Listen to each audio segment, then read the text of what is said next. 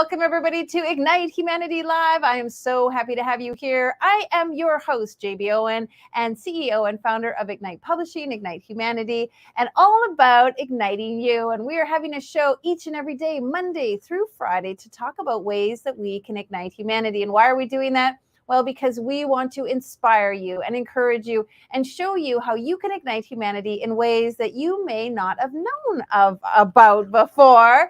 And that's why we're here, to bring you guests, information, entertainment, awakening, solutions, ideas on how you can begin to ignite humanity in your life and make an impact on others. Now, one of the missions that I have about igniting humanity is sharing with people the power of storytelling. How, when you share your authentic story, you make a difference in the hearts of others. And it doesn't matter the color of your skin. It doesn't matter how much money you make. It doesn't matter what language you speak. It doesn't matter where you live. It doesn't matter your gender, your job, or anything else. Our stories are what bring us together. And our stories about human perseverance, dedication, determination, those are the things that inspire us. Those are the things that make us feel unified. And those are the things that not accentuate our differences, but really bring us together and show us how we are all similar.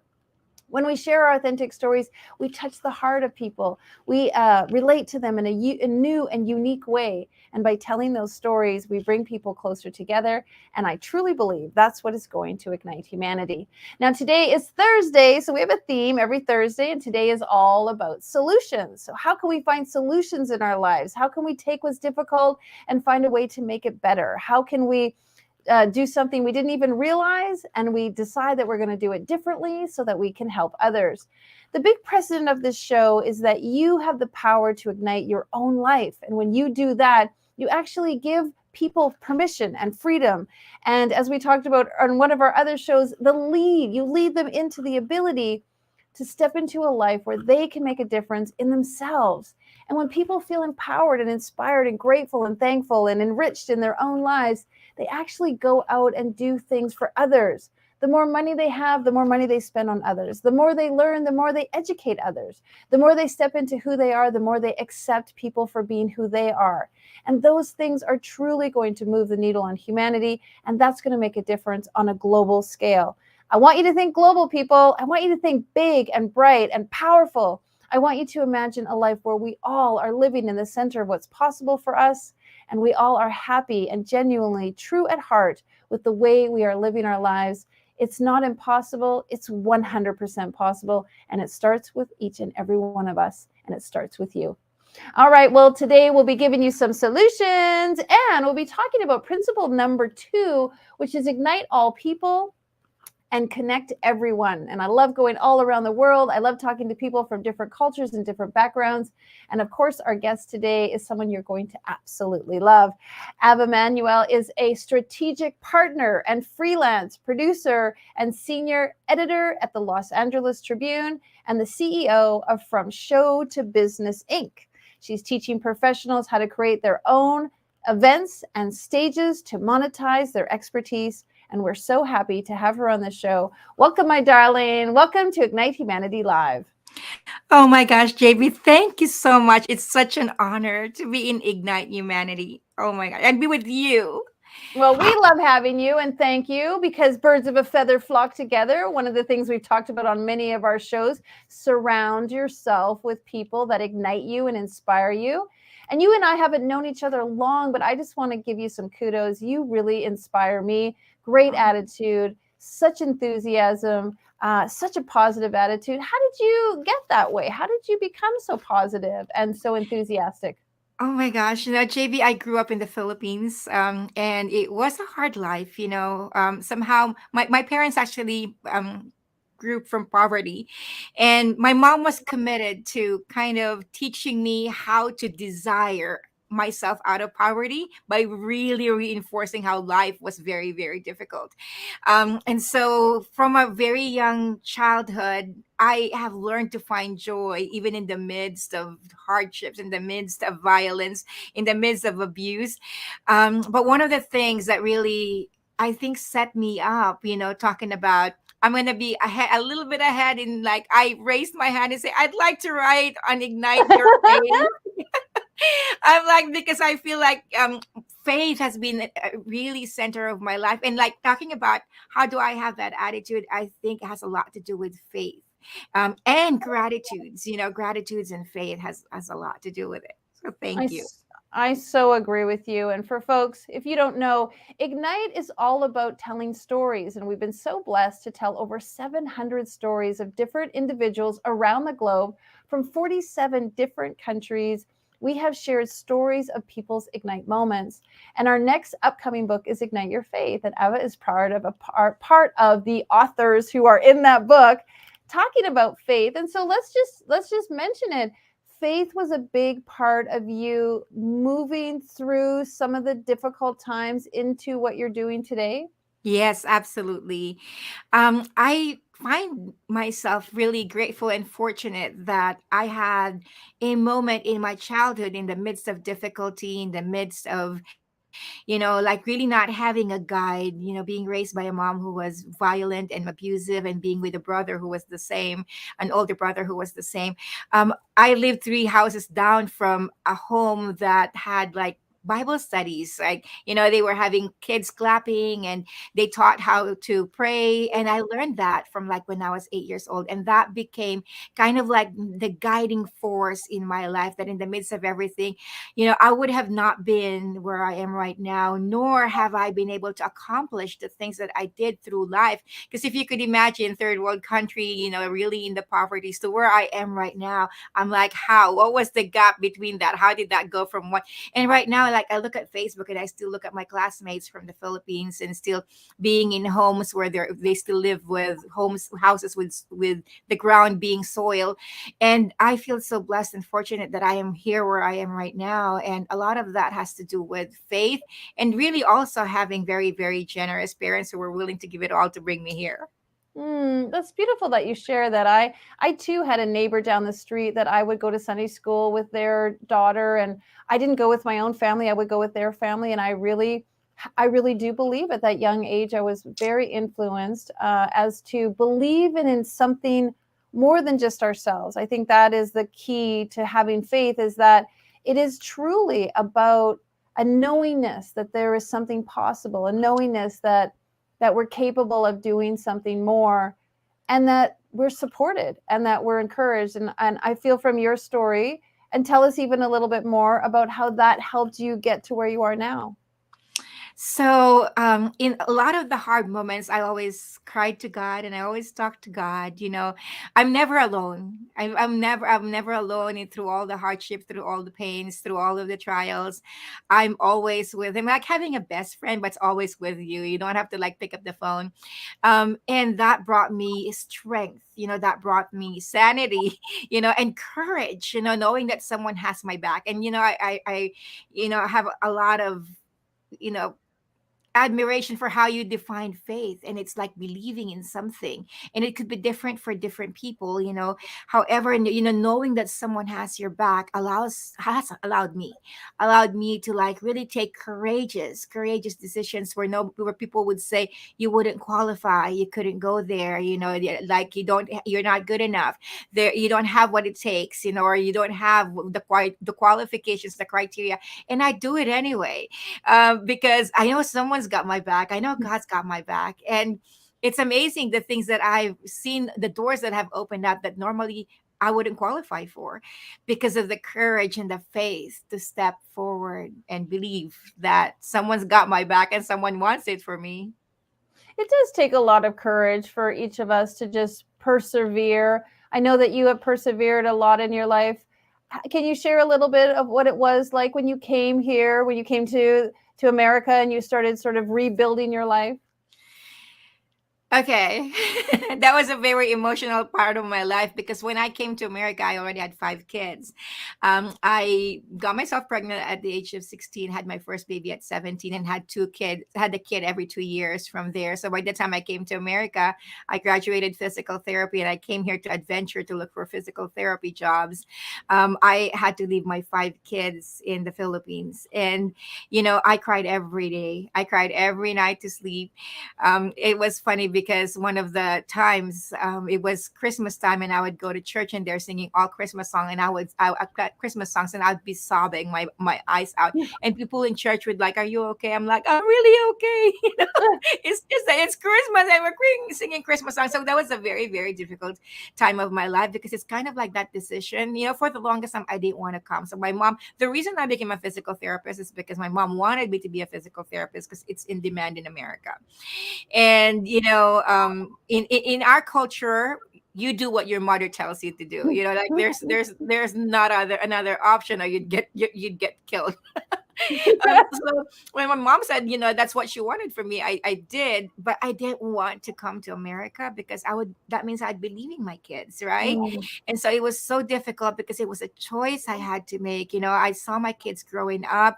They were in public schools. There was a time, I was already a physical therapist in the Philippines, but there weren't opportunities for physical therapists at that time because our health insurance system isn't established.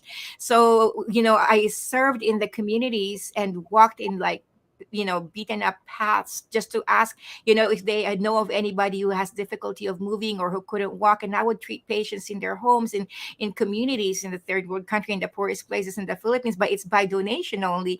So if they can mm, give anything, then I'd have something. If they can't, it's okay, and I teach their families how to help there would be like children sitting on buckets because that's all they can have, and they'd put pillows around so that the baby wouldn't kind of like fall over.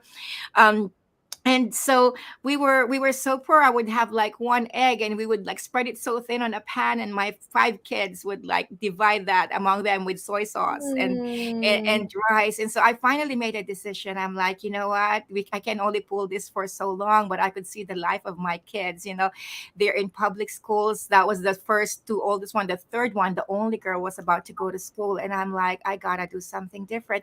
And so it was a painful sacrifice of knowing that I'd leave my kids for the moment, and that they'd grow up without me for a season at a time, but I was doing it so that their life could be better. And so now they're all here in America, and it's a joy to know that they have such choices, like they travel, they do things, and it wasn't something that would even be remotely possible if I didn't make that sacrificial choice at that moment. Such a beautiful story because it goes to show that one person obviously can ignite humanity because you've ignited the lives of your five kids. And you know that those five children are going to go out and do incredible things in their lives and ignite other Yeah. people's lives because they had a mom like you. And so, bravo, absolutely courageous. Our next book actually coming out is Ignite Courage. So we'll just have to like check your name off for that because it did take a lot of courage. Today's show is all about solutions. Can you give some advice, ideas, suggestions on how people can be more courageous? Because I think a lot of people just hearing your story might feel like I couldn't do that. She had more courage than I would have. Maybe there's some suggestions you could give to people or solutions on ways when they feel like they don't have the courage. I would say, to me, the biggest force that pulls me forward past fear, past feeling inadequate, because when you're an immigrant from a different country, in a new place where a lot of the language at that time I couldn't quite relate to. Like there's a different, I knew English as proper English, but there are a lot of like phrases that they say that I couldn't relate to. But going past feeling inadequate, going past feeling like I don't belong or that I'm just trying hard, really is the vision of the future. Like having a vision, a clear vision of what is it that I'm creating, what is it that I want, what is it that I'm doing, of the moment, and knowing that I'm just in transition to that pulls me towards that.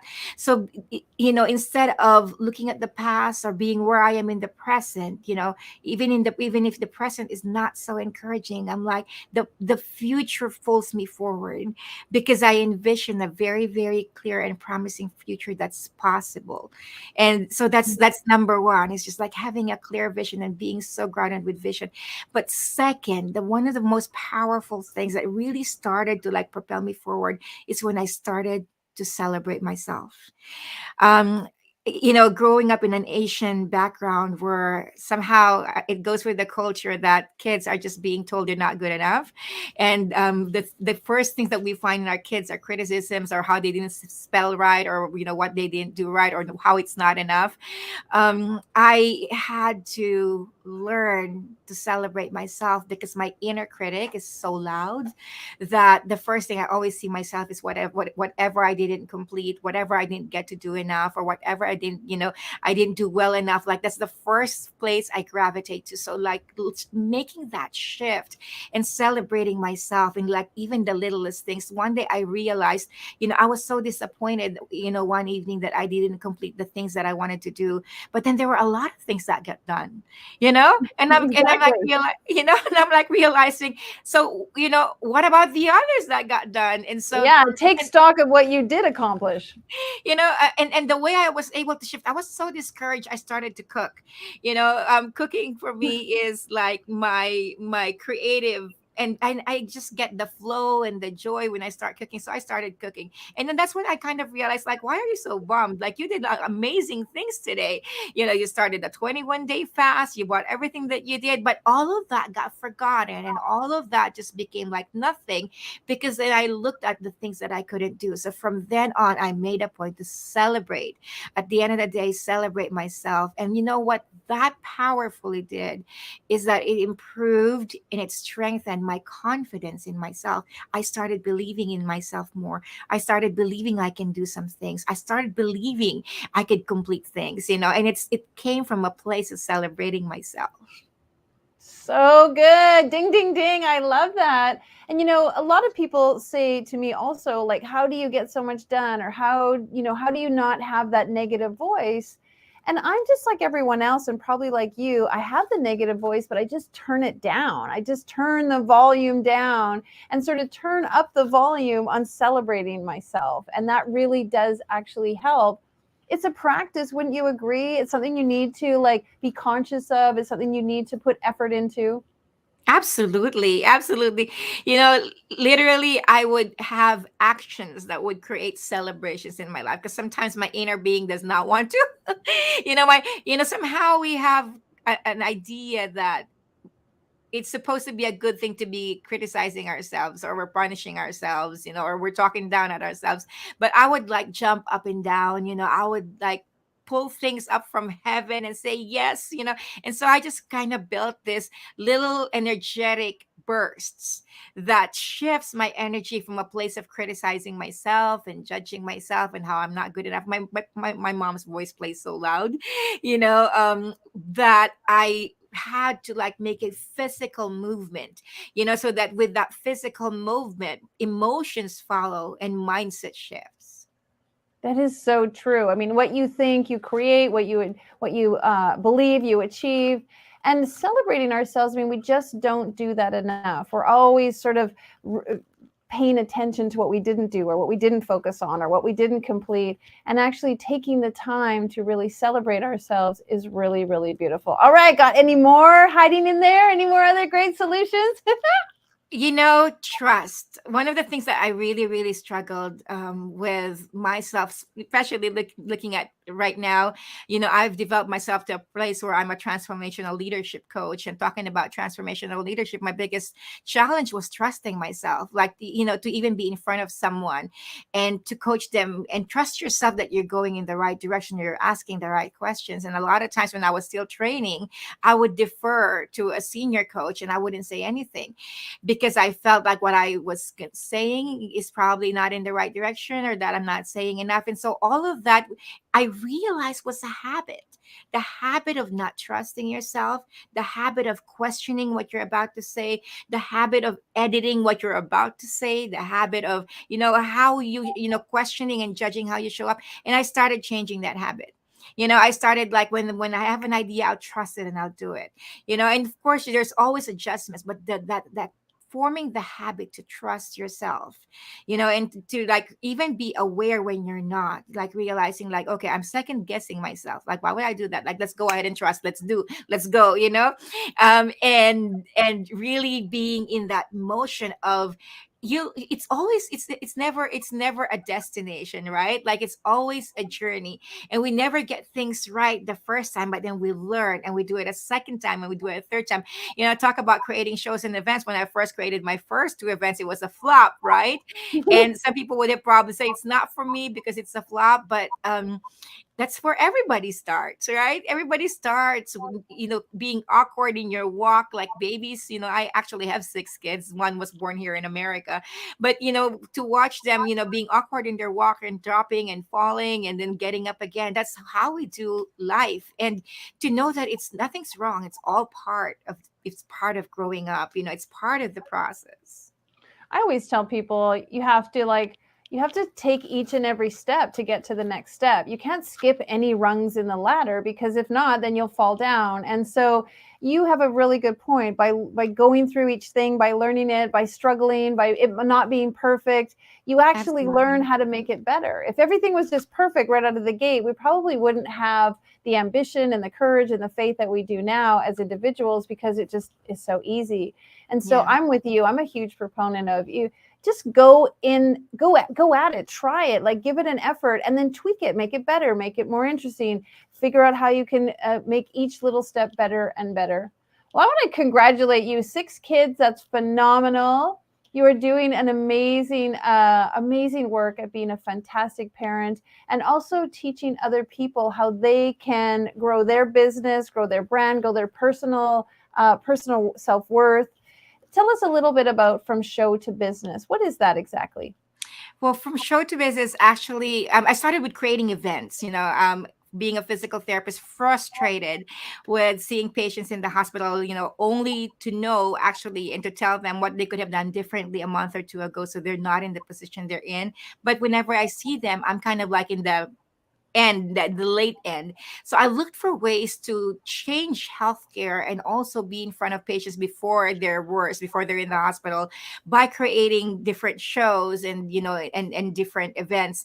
And from there, I got a mentor and I started doing summits and masterminds and challenges and all of that. And as with anything we do with passion, because I just really became passionate with it, I found my joy. I came alive doing these events. Opportunities just opened up, opportunities with the Los Angeles Tribune, with Adora Evans, partnering with big names like Dennis Waitley, and your mentor too, JBO and Les Brown.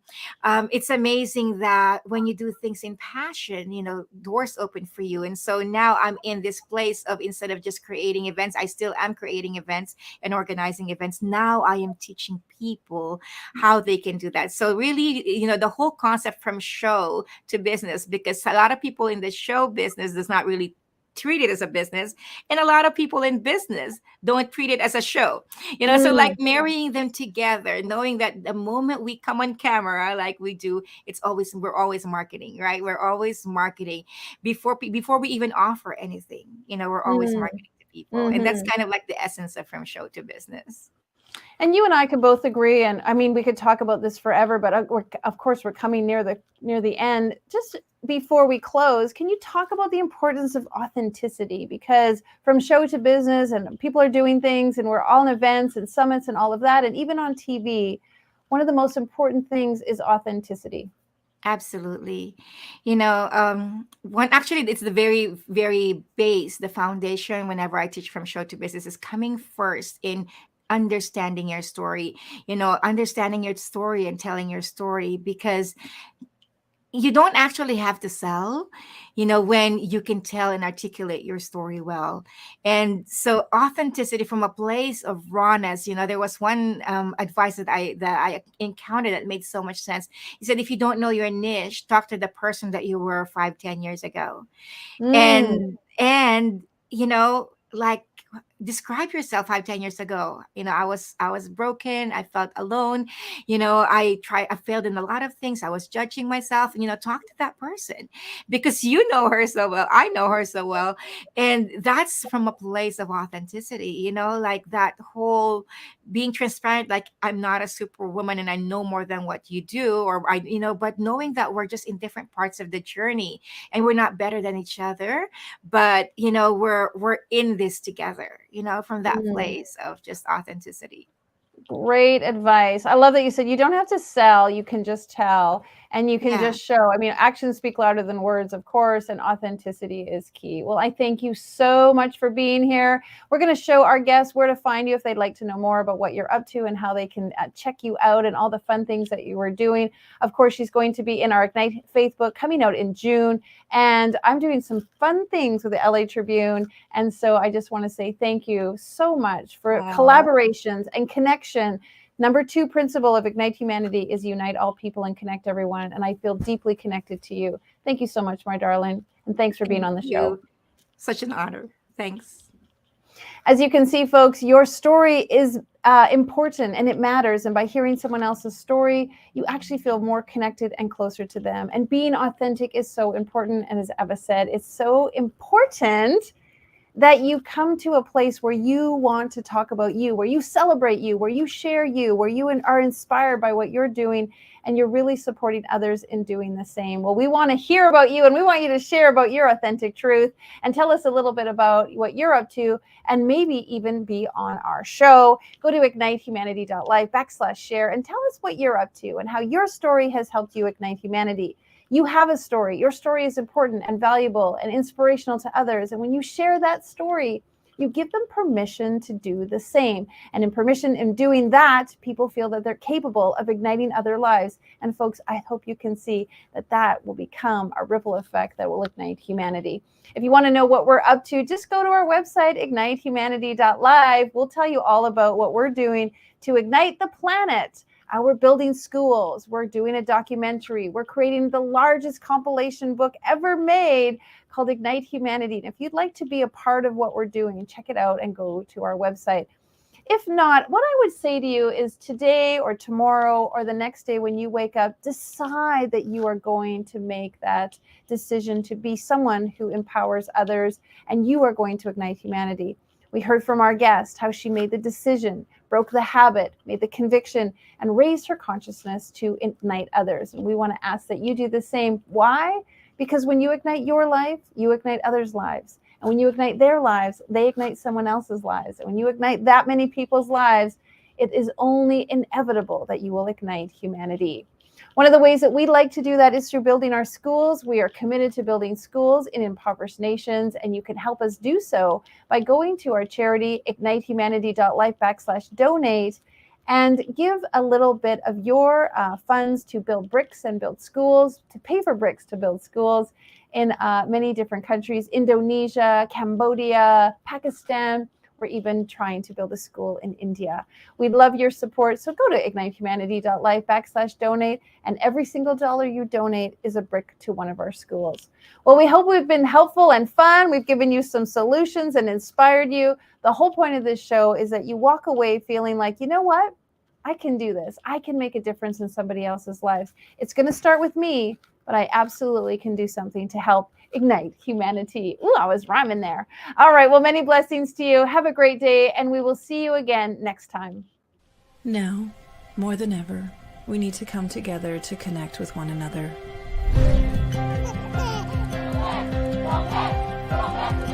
We need to feel the truth in who we are and let go of everything that's happened in the past. We need to empower every person on the planet and awaken hearts, enliven souls, come together, laugh, play, rejoice, connect, create, and love.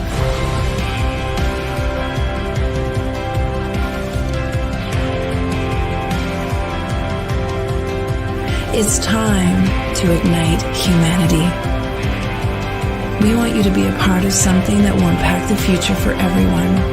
We want you to tell your story, share your Ignite moment, show people who you truly are. Be a part of igniting humanity and making a difference in the world and all of our futures.